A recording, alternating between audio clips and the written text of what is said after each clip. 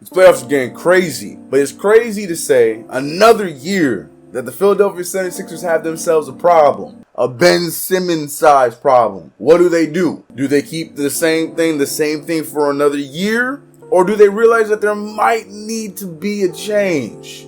Let's talk about it. What's going on, y'all? It's your boy CK, and welcome back to the first video here on this channel. If you guys haven't already, make sure you subscribe, hit the notification bell, and do not forget to like this video. Shout out to those over on the News Break app if you guys are watching this video over there for yourselves. Don't forget to join the Discord. Conversations continue over there about all things basketball. I would love to have this conversation continue over there. But let's talk about Ben Simmons. The Philadelphia 76ers once again lose a crucial playoff series after finishing as a top seed.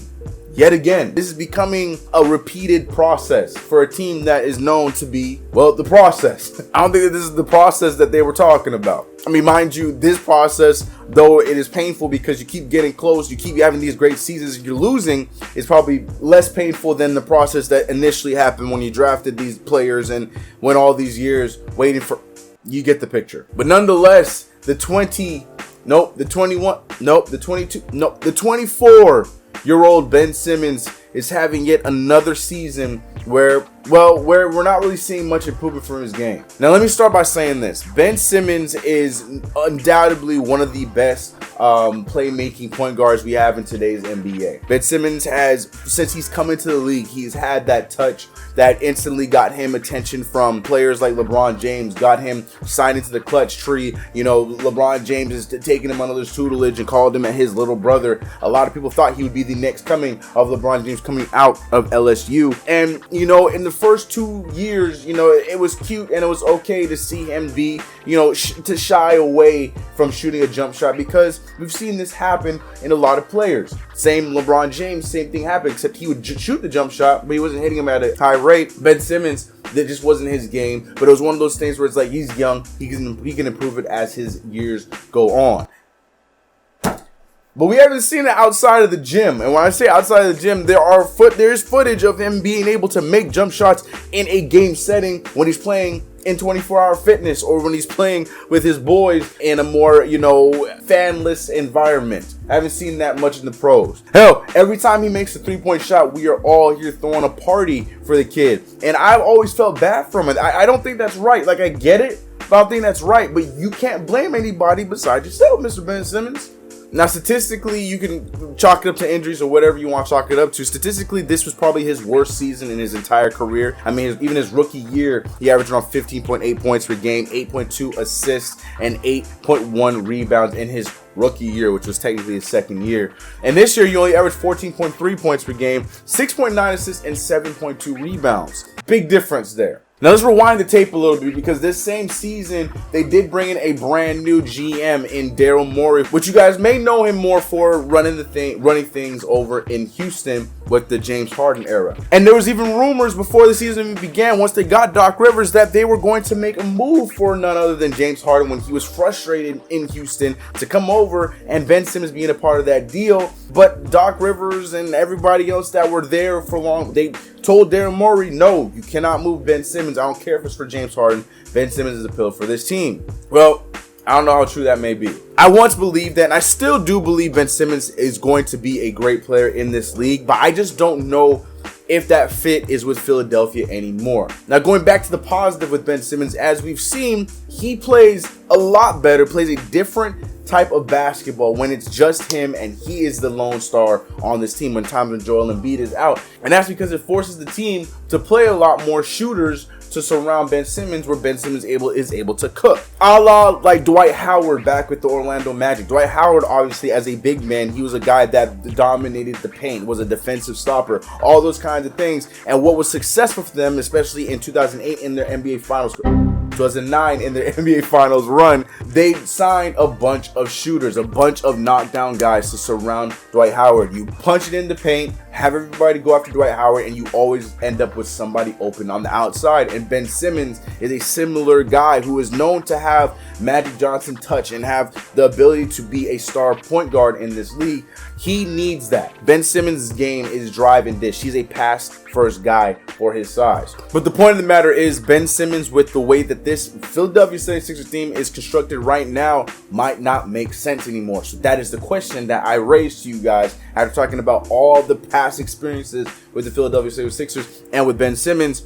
What is next? Is it time to move him? And the next question is it too late? Like I mentioned, at the top of the year, James Harden was on the table for a guy like Ben Simmons, but now that he is in Houston or in Brooklyn, who knows what's next for him? I mean, obviously there's probably teams that would have a need for him. I mean, hell, even my New York Knicks might even make a call and try and get him. I'm not saying that's what we should do. I'm just saying that there are teams like that that could make that call and make it work and have him on the team and spread out the floor and give him guys that shoot. Surround him with guys that shoot and then let Ben Simmons do his thing.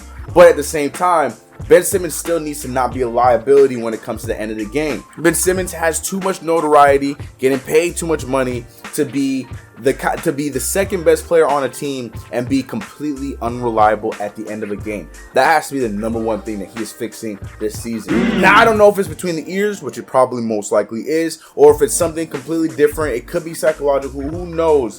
But Ben Simmons cannot be shooting one way like this in front of his homies in 24-hour fitness and then going to the league and he's turning down open layups in a crucial Game 7. I don't know how to say it, but I thought the turning point was just, we had an open shot and, we made one free throw and we missed the other, and then they came down and scored, and we didn't get a good possession.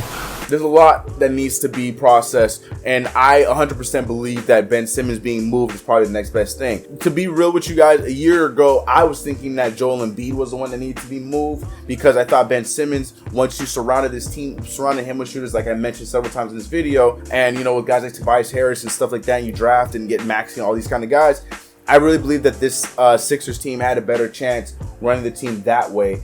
And then getting him like another star, like maybe James Harden, get another shooting star to be around him. I thought that was a move. But after seeing the dominant season that Joel Embiid had this year and just seeing how this team runs when Joel Embiid is the engine of the team, as a lot of people may have known, and I knew I was the outlier in this thought process, it makes the most sense that you keep Joel Embiid, keep running things that way, and get yourself a different point guard to run things. And that's just the way it's got to be. As far as where he goes, who he goes to, there's options all around the league. I mean, you can make moves, get draft picks, like I said, get shooters, get other guys from any team in this league. There's lots of teams that need. Houston, the same Houston Rockets, even though he's not going to get James Harden in return, you can maybe flip him for like a John Wall or something like that. I don't know. We don't know what his value is going to be after how this playoff run went. It probably still going to be very high, but you never know. Some of these GMs might not be as high on him as they once were. But my opinion, it is time. It is time to move him. You gave Joel Embiid and Ben Simmons another year for Doc Rivers' first season as the head coach. You tried everything. It's just not working. It's just not the way it is.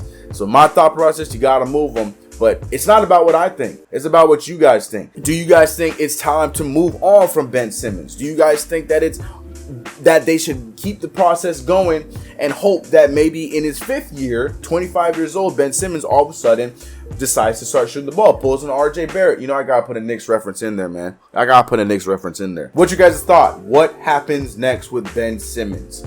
Let me know in the comments section below. But it's been your boy CK. If you haven't already, make sure you subscribe to the channel, hit the notification bell. Do not forget to like this video. We got more coming. This is the first video here on this channel. We got a lot more coming here on CK Hoops. Appreciate you guys. See you guys in the next one. I'm out of here, and peace.